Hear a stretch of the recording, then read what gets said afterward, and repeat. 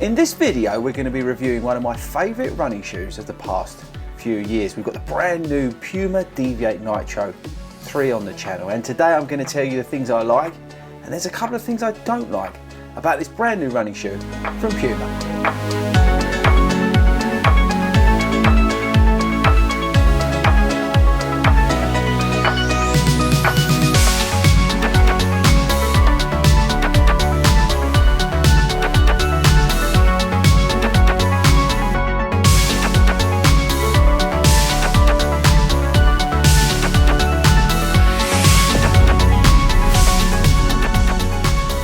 Hello everybody and welcome to FORDY Runs. My name is Chris Ford and I'm a running coach who likes to review running shoes here on YouTube. And today we've got one of my favourite running shoes of the past few years on the channel. This is the brand new Deviate Nitro 3 from Puma. Okay, so how this video is going to work, I'm going to tell you the stats and features, what's new here on Deviate Nitro 3. I'm then going to tell you everything I like about it and I don't like about the shoe. And at the end of the video, I'm going to wrap it all up and tell you whether you should buy it or not. This YouTube channel is totally independent. Products reviewed on this channel are for the most part sent in by brands or retailers, but I will give a very honest opinion and will not under any circumstance say anything other than my own view. My Strava profile is public, so go check out the miles and races I run. For more detail on me as a runner, go over to fordyruns.com. Okay guys, right, so here's Deviate Nitro 3. This is version 2, which at the start of the year I was doing some videos and saying that this is the shoe to buy. Now the reason for that is because you can get this for like 80 something pounds at Start Fitness. It's like £99, and if you use the code FORDYRUNS you're going to get that well under it. And this shoe is phenomenal. Why? Because it's a daily trainer with a plate in it. You've got Puma grip, which is absolutely awesome. It's a real beast.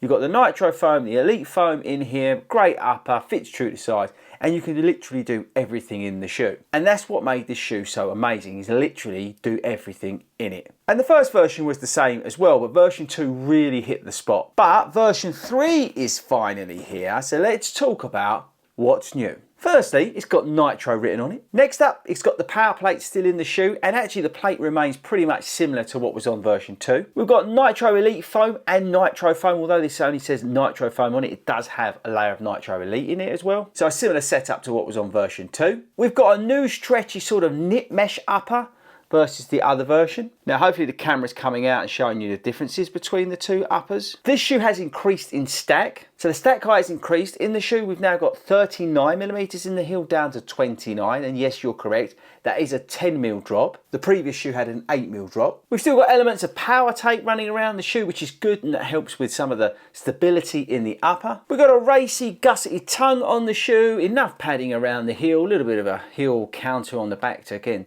create some of that stability. The Puma grip on this thing is absolutely unbelievable. Watch your sizing with the shoe. It doesn't fit necessarily true to size, and I'll come on to that, but it definitely feels like it's a narrower shoe from the outset. And I think that's about it in terms of the stats and features. Right, let's weigh version 3. That's 285 grams for my UK 9.5. Version 2 going on the scales, that's 277 grams. So it's gained a little weight, but it's also gained some stack, so I can live with that. The shoe's 170 euros. I think it'll be about 145 pounds, but I can't confirm that. The tech sheet I was sent from Puma does say that it's going to be 170 euros. And I think that's about it in terms of what's new here. You've got some cool detailing on the shoe, like I say, the Nitro name on there, the eyelets there, that kind of stuff. But in general, they're the major changes that's happened with version 3. So the ride of the shoe, I would say, remains the same. The Nitro foam and the Nitro Elite foam, again, work well together with the plate. It's not overly soft, but it's not overly firm. It's just the right blend. You do get that springiness from the top layer, that extra little bit of softness from the Nitro Elite, but that, again, that works well with the Nitro foam, which is a little fraction,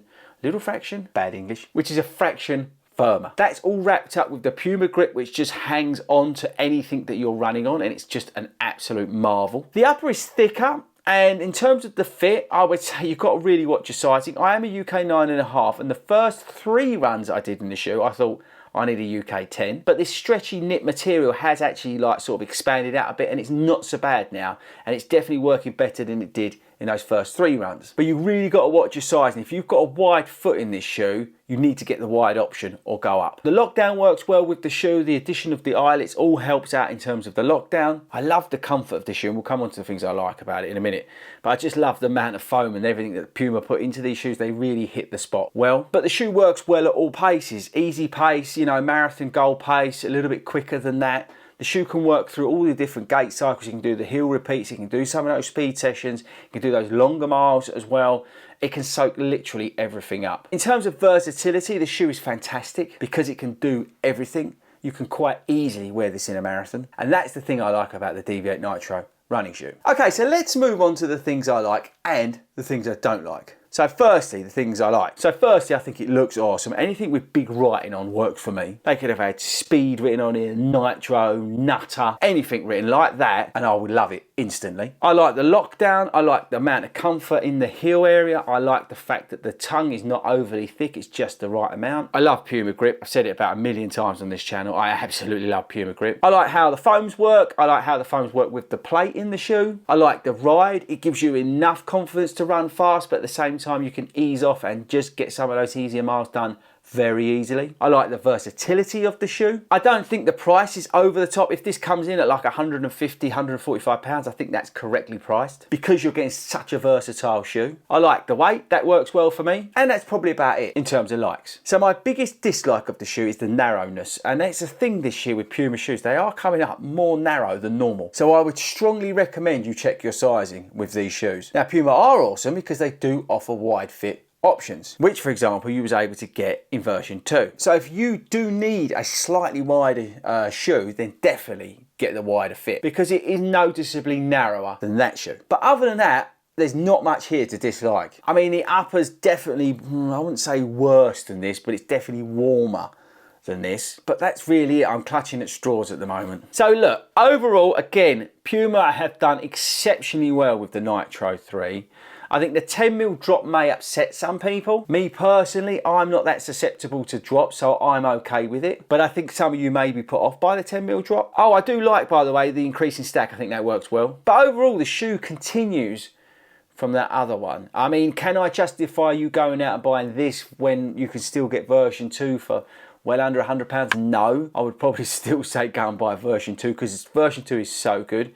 But version 3 continues off of where version 2 came in. And again, this has Nitro written down the side of it, which is awesome. So yes, they've done very well. They could have really mucked this up. Again, some of you are going to go nuts about the 10mm drop and how narrow it is, and that's fine. I totally respect that opinion. But for me personally, I would give it a little bit of time in terms of the fit. And I'm not, again, that susceptible to drop, so it's not been a big factor for me. I actually enjoy the slight increased stack in the shoe. It continues to work well with the 2 foams, and it's got Puma grip on it, and Puma grip's king. So there we go, people. That's my thoughts on the Deviate Nitro 3. I think they're going to sell a lot of these again, but like I said, if you can grab version 2 cheap, then I would recommend it. And it is a shoe, both of these shoes, that you can literally do all your training and racing in. And that's where you've got to take your hat off to Puma, because they came out of a shoe and they've continued to make that shoe so versatile, relatively well priced for a lot of people. It's stable, it can do fast work, it can do easy work, it can do long runs, it can do some of the short stuff. You can wear this to the gym, you can wear this on the treadmill. It will literally do everything. And you could probably do light trails as well with this outsole. So yes, they've got a shoe here like before that for the everyday runner can do everything, and that's where you've got to show them some love, because they do continue to make good shoes, or great shoes actually, for the everyday runner. So well done, Puma. Okay people, that's it from me. Thanks very much for sticking around to the end of the video. Make sure you subscribe before you leave me today, and I'll catch you guys later.